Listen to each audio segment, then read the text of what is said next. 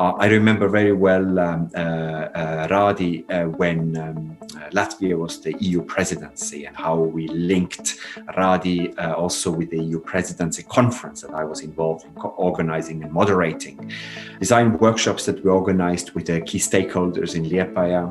I must say that we have been quite envy of you in Estonia, because while we do have a lot of events, a lot of activities, but we've never had such a creative industries festival or a meeting place that is regular. Latvia was one of the first ones that actually had creative industries included in the national culture policy.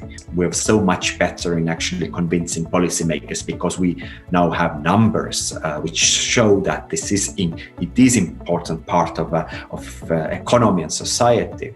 So I think it is better, not only because of Radi, but also Radi has played this important role. Try to be more impactful.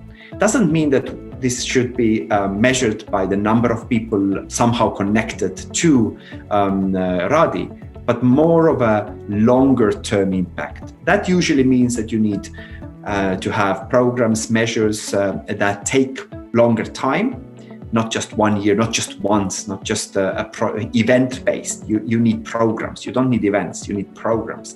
And secondly, you need to build groups within those programs that also develop clusters and cooperation networks that keep on surviving after those programs end. This would be a very good way for Radi to go.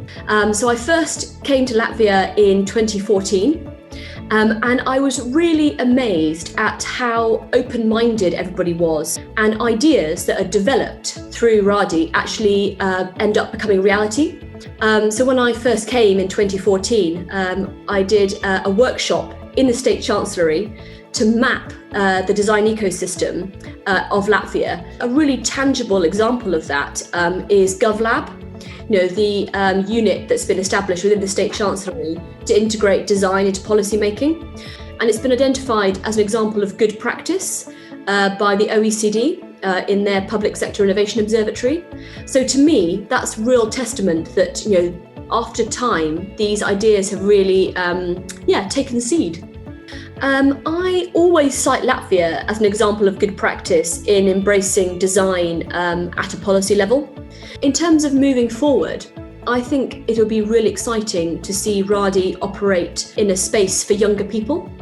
So it was really great. A few years ago, we did some events for students, and I think that was brilliant. And I actually think it'd be great to get even younger students involved in creative literacy.